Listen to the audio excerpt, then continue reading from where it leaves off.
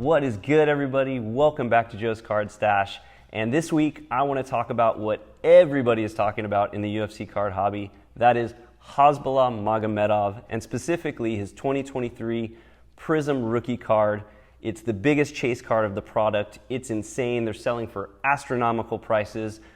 He's kind of overshadowed all the amazing fighters that are in this set. So, I really want to know how people feel about this, the fact that a non-fighter has taken over this set. So I really want you guys to interact with this one. Please light up the comments. Let me know, your thoughts on this. I'll talk about mine. I want to hear how you guys feel about it. And, there's other stuff I want to talk about too. So this is going to be a fun video. As always, if you haven't subscribed, please subscribe. Hit that like button before you forget. Do it right now. And that's it. Let's get into it. Let's talk some UFC cards.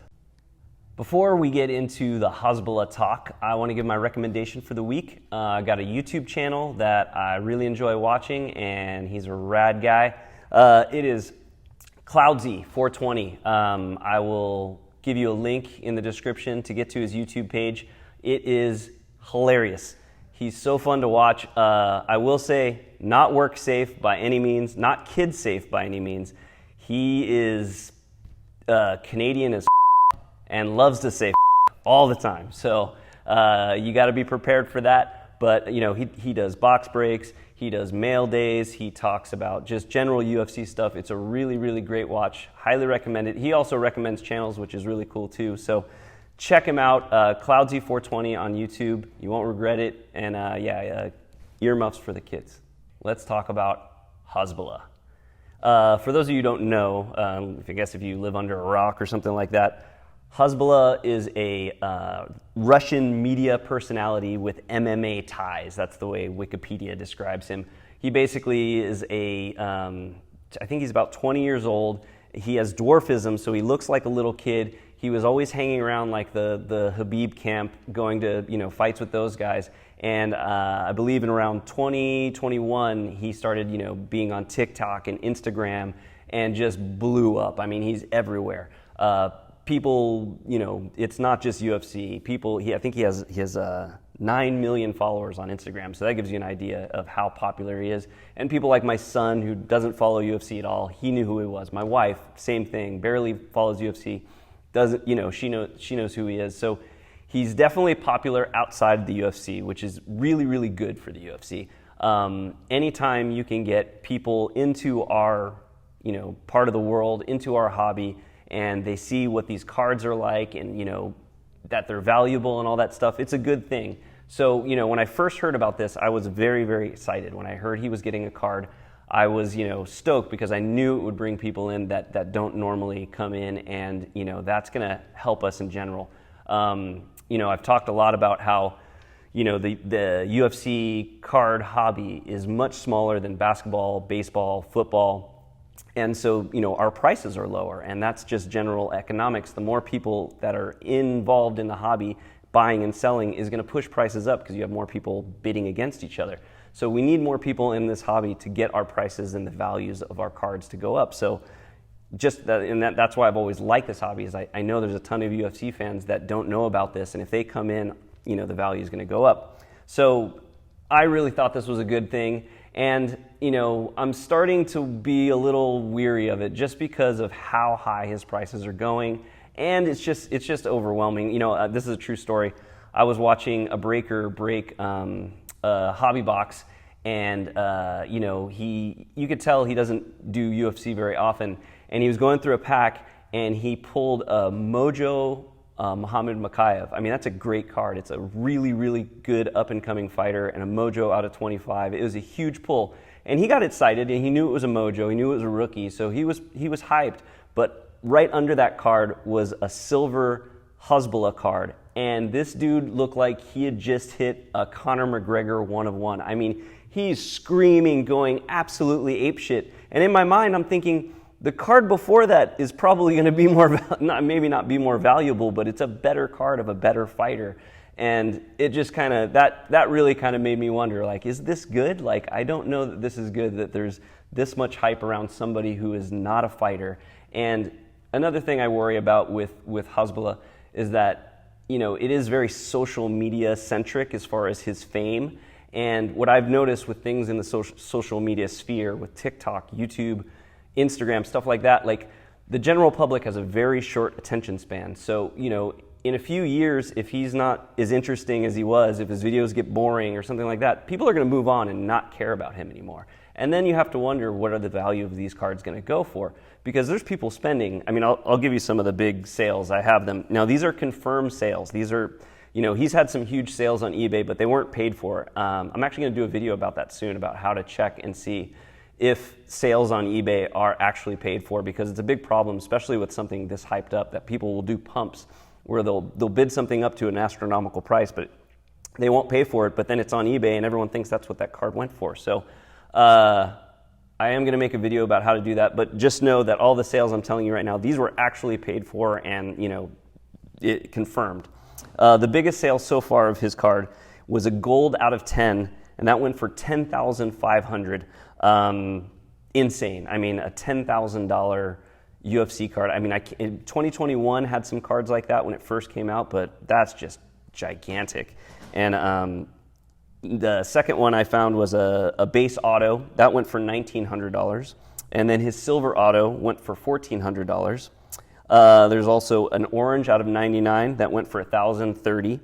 And a blue out of 175 went for $885. And there, there's tons of silvers and red waves, blue waves, all those. They're all in the hundreds. It's just a ton of money being thrown around at this guy.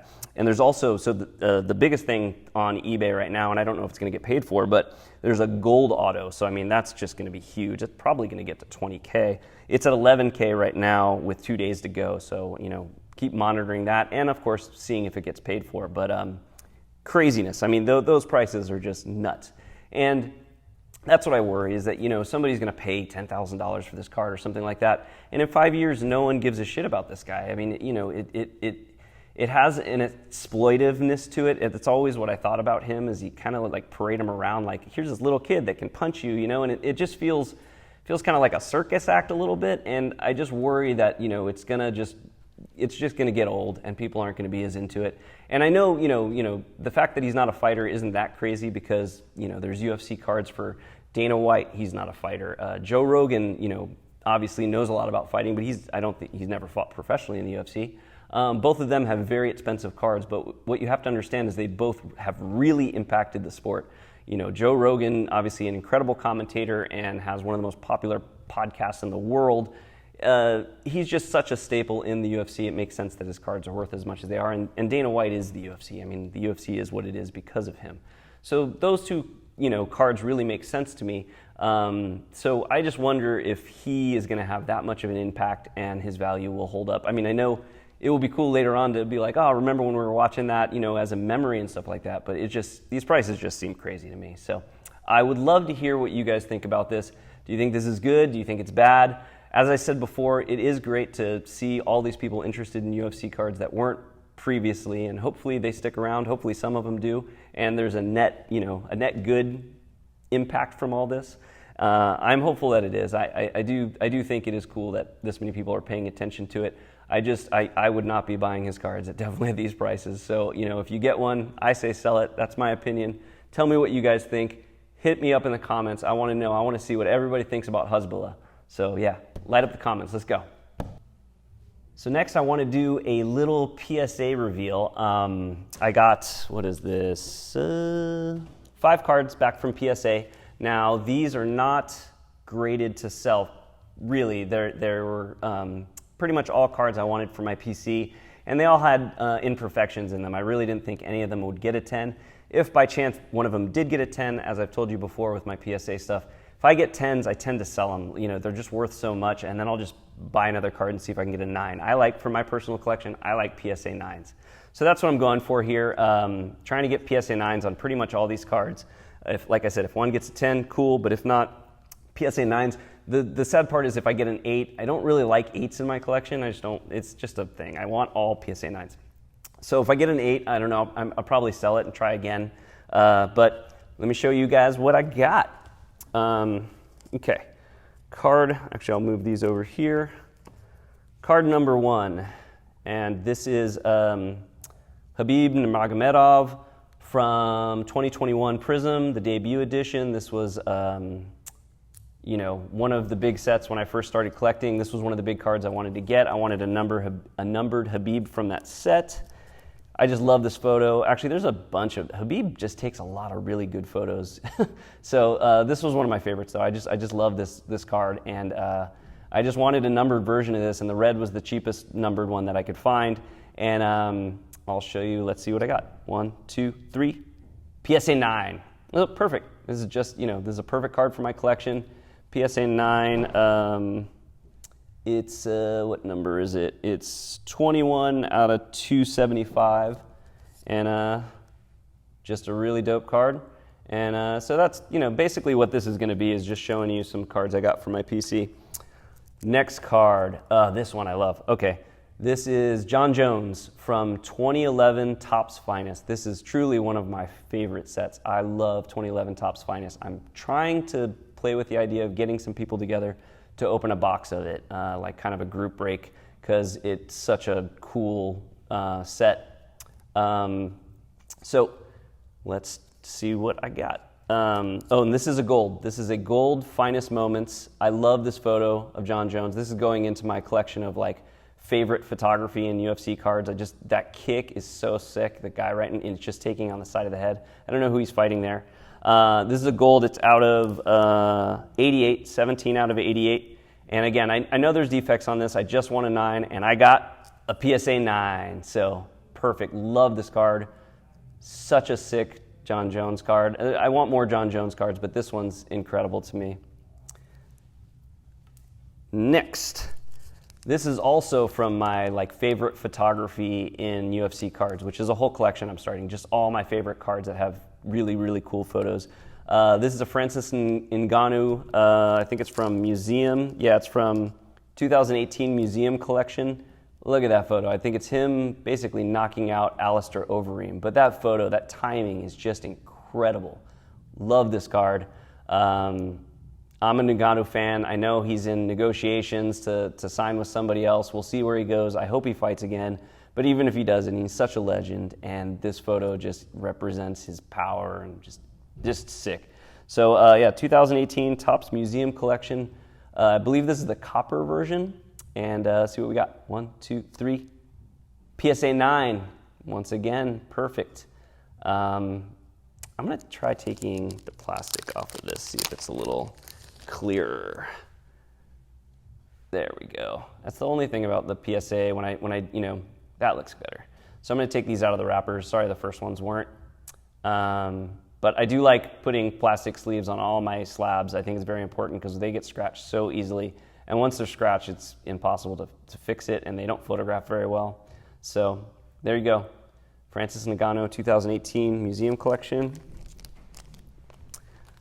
Next card. Now this one I was kind of hoping could get a PSA 10, and if it did, it would have, you know, this would have been sold because these are hard to find. This is Alexander Volkanovski's 2019 Knockout Chrome rookie card. This card looked really good to me. I think I bought it for like $50 or $60. If it PSA 10s, it's $250. So that's a huge increase, and I would probably sell it. But if it's 9, I'm keeping it because I love Volk. I wanted a rookie card of his. It's a great photo, and you know, he's just after that fight against Islam, I have so much respect for the dude. And I got a PSA 9. Once again, perfect for my collection. The PC is growing. I'm very happy with all of these cards. And the last one, another person I'm very excited to collect, which is Demetrius Mighty Mouse Johnson. Fights this weekend on Friday in one. Can't wait to see him back in the cage. This is his rookie card. Again, I'm trying to get rookie cards of all my favorite fighters, and he's a GOAT. I believe this is the Moment of Truth Gold, and it's got a little hard to kind of judge these cards. They're older, and you know, they're just not the Panini cards. I find easier to judge, but hopefully we get a 9. 1, 2, 3. Oh, PSA 8. So this is like I said, I don't really know what to do with this. I don't totally want to keep it because I don't love the PSA 8s, but I also don't want to sell it for next to nothing. So I'll probably put it up on eBay and see what happens and see if I can try to make another go at it. If anybody's interested in this and wants to send me an offer, please do. If not, I'll hold on to it and see what I can do with it, and I'll probably just buy another one and see if I can get a PSA 9. So that was it. That was my PSA order. Like I said, just 5 cards. Give you guys a glimpse into what I'm collecting right now and who I'm interested in, and hope you like it. And now let's open some packs, because that's also very fun. So I wanted to open some cards in this video. I just have the itch right now, and I went to my local card shop, and I was all ready to buy 23 Prism. He always has the newest releases, so I was going to buy a couple of packs of 23 Prism, keep pulling, seeing if I could pull some of the rookies I really wanted to. I got to the LCS, and he doesn't have any Prism. He actually didn't order it. So I was obviously frustrated and kind of disappointed, so I was like, I'm buying something. So what I did buy was 2 hobby packs of 2022 Select. So I know it's a little weird that I'm opening this when everyone else is opening Prism, but too bad. I like opening cards, and I want to see what I can get. This was one of my favorite sets last year, so very happy to open it and see if I can get any of the cards that I was going for that I didn't get. The 2 cards that I mainly would love to catch out of this set at this point is Shavkat's tie-dye octagon side. One of the most beautiful cards. They're like $1,000. I can't buy them, but I would love to have one. So that's my number 1 grail that I'd like to get out of this. And I also really like Ilia Toporia's red. It's a color match, his red concourse where he's screaming and it matches his shorts. That's a beautiful card. So that's another one I would love to get. So that's my 2 goals, but who knows? I mean, there's probably autos in here that are live. We will see. But I just wanted to open something, and I'm excited to do it. So let's give a little, come on, card gods. Give me something good.